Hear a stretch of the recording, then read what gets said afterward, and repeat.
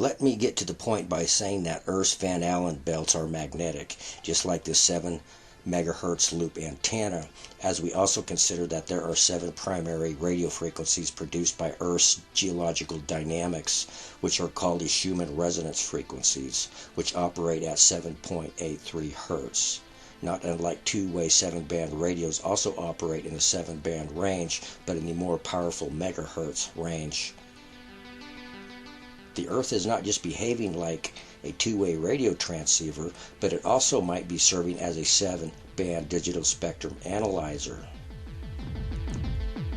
as we bear in mind that there are 7 main so-called chakras produced by humans around the globe, and which supposedly vibrate in synchronicity with Earth's Schumann resonance frequencies,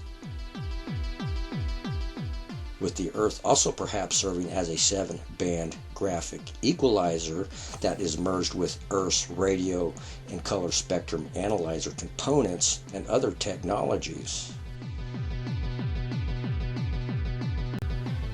As we also bear in mind that there are 7 main musical notes on the music scale, and each of our 7 chakras, their colors correspond to each musical octave color, all of which are colored and numerically sequenced like the 7 main colors of what are called light-emitting diodes and other technologies, including colored light sensors. The colors and their sequences and numbers in turn are more or less identical to those of the 7 classes of stars in the universe. The similarities between technology and Mother Nature here are too similar to be coincidental, I believe. Another significant 7 fact, before we move on to other concepts, is that scientists have recently invented what are called 7-band charged coupled device sensor chips, largely for use in cameras, telescopes, microscopes, and biological sensor equipment, communications equipment. With us taking special notice of how this spectral photograph of Jupiter is the exact same color of this 7-band CCD camera chip. With me letting you deduce for yourself most of the implications of these comparisons, and with me using the compound eyes of insects as comparative examples to help convince you that the planets and moons in our solar system are in part some kind of optical/photonic imaging system, with the bits and pieces of the universe, including ourselves, being pure technology that is disguised as natural phenomena. As we also bear in mind that the geochemical composition of the planets in our solar system and beyond is more or less identical to the chemical composition of optical and electronic equipment of any kind, which includes lots of silicon, metals, and their respective oxides and dioxides, with the gas giant outer planets being the only examples I will use at this point. And we can see that the similarities in colors are uncanny compared to the technologies we are comparing them to.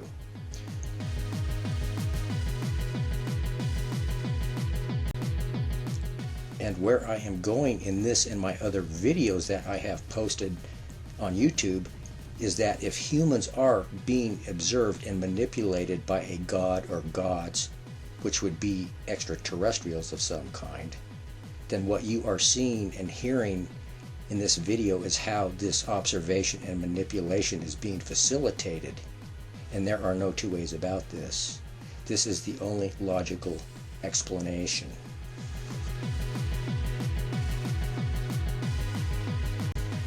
And what we have to remember about the similarities of insect eyes in these camera and telescope and microscope and sensor chips and lenses and so forth is that they are all super sensitive to the different colors of the color spectrum,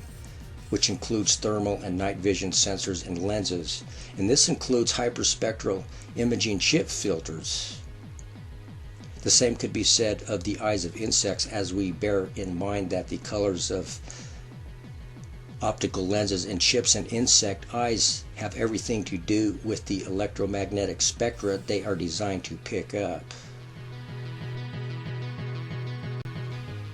What is especially significant is that the atmospheric texturing of the gas giant planets appear to produce the same patterns as those in optical color filter sensors, as well as the same patterns of the ommatidia in biological lens structures of compound insect eyes. We can also see that the atmospheric and electrical storms on the gas giant planets, with Jupiter being the only example I could find on the internet, appear to produce the same patterns as the sensor lattices on CCD, CMOS, and DSLR chips, as well as insect eye ommatidia, which is the primary part of insect eye lenses. We can see with our own eyes the similarities.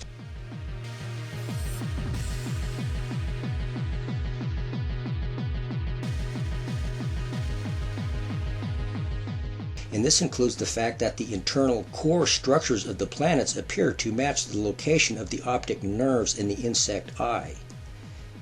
as we can see with our own eyes. We can also see that the planets are made of 3 layers, just like the 3 layers of the human eye, just like the 3 layers of the moon, just like the 3 layers of this camera sensor.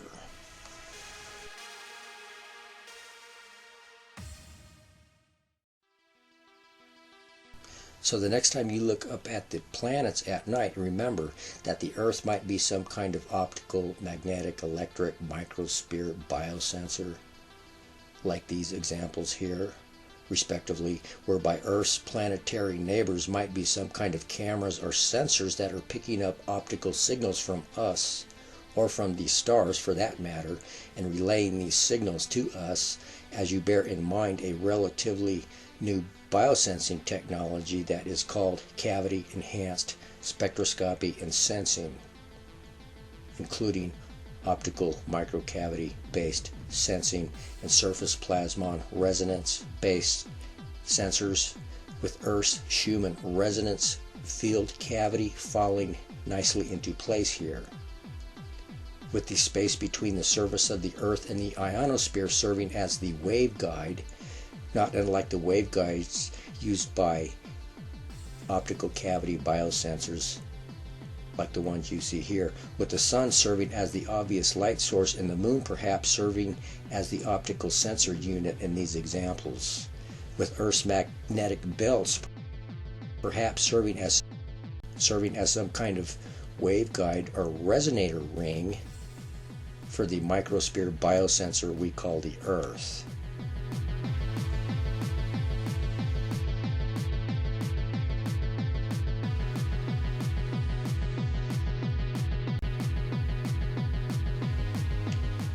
Whatever the case, the electromagnetic field lines produced by humans in the Earth and the Sun and our Milky Way galaxy are identical to the electromagnetic field coils in these radio transceiver rings.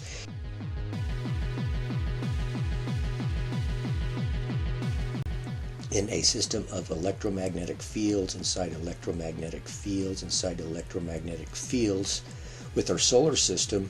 at large appearing to in part play the role as a radio transceiver unit of some kind. This comparison could also include the equivalent of a communications or Wi-Fi network of some kind, like these here, compared with our solar system,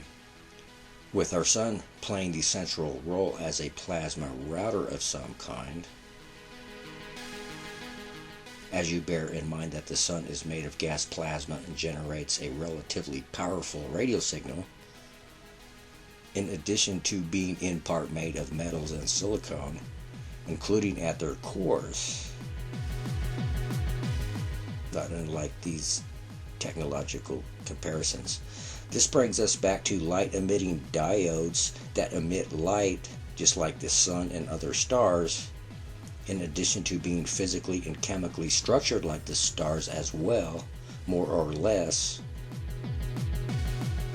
with applications in light-based biosensors and communications, Wi-Fi, and other applications.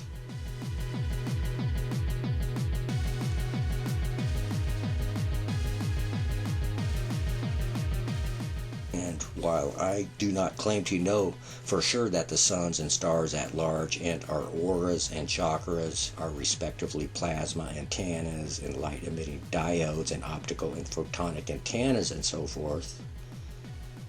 they sure look like them when it comes to coloring and shape. The sun is also internally structured and shaped exactly like these spherical inverted radio transceiver antennas.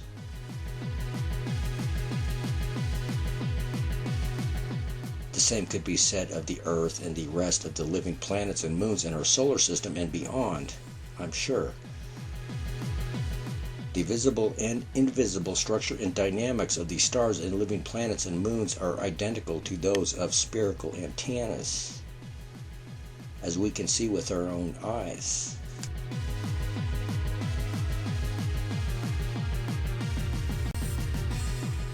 And with me throwing these examples of the dynamics of two-way communications to help me make my point that the relationship between the Earth and the Sun is the same dynamic as two-way radio communications.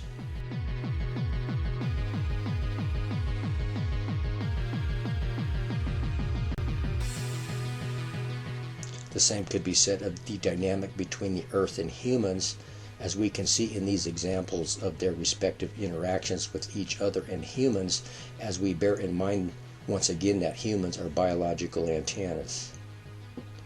So what we have here is a system of electromagnetic fields that are the same as those produced by radio transceiver equipment, and what is a system that is best described as a system of radio signals inside radio signals inside radio signals. Electromagnetic fields inside electromagnetic fields inside electromagnetic fields, which are the same type that are produced by radio remote control units, by the way. With humans, the Earth, the Sun, and our Milky Way at large being different parts of the same network, I believe, that is made of multiple units. So it appears. And this would include the electric component of humans compared to electric antennas, which would include the electric field produced by the electric Earth, the electric Sun, the electric Milky Way, and the galaxies and planets and so forth at large, in what appears to be some kind of hybrid electromagnetic communication and control system that defies the imagination. And this would also include the magnetic fields of a magnetic control system of some kind, as we also bear in mind that galaxies like our Milky Way are magnetic, and our Sun is also magnetic, and the Earth is also magnetic, and with the human body supposedly producing a weak magnetic force called biomagnetism, in a concept that corresponds to the concept of magnetic communications and magnetic control systems. With Earth's magnetic Van Allen radiation belts appearing to be playing the role as a magnetic loop antenna of some kind, and with the human brain supposedly harboring tiny built-in magnetic antennas, as we bear in mind that the solar system at large produces electromagnetic radio waves like remote control radio antennas, as do stars, pulsars, black holes, galaxies, etc. This means that the bits and pieces of the universe appear to in part be some kind of radio control system that appears to be merged with a computer control system, with black holes supposedly emitting radio waves as well as serving as computers, like the black hole at the center of our Milky Way galaxy, in a relationship that mirrors the dynamics of what is called a radio computing system of some kind, as we bear in mind that humans are biocomputers as well as antennas made of flesh and blood. The system I described earlier of electromagnetic fields inside electromagnetic fields, radio signals inside radio signals, inside radio signals is a mirror image of the dynamics of what is called a source relay destination system. With ourselves, the Earth, the Sun, and the black hole at the center of our Milky Way galaxy appearing to be the primary components of this source relay destination system, I am going to start wrapping up this video by pointing out the striking similarities between our Milky Way galaxy compared to this generic communication system that is a mirror image of the Milky Way, especially when we consider the location of our solar system. Also consider that the Milky Way has 4 major spiral arms. This brings us to the concept of a 4-arm spiral antenna.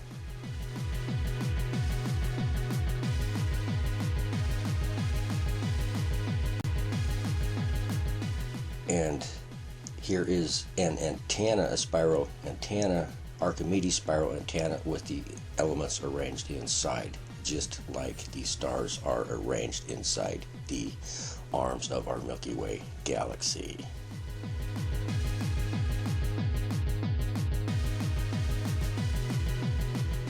Now, if you like this video, share it, subscribe, hit the notification button and the thumbs up button.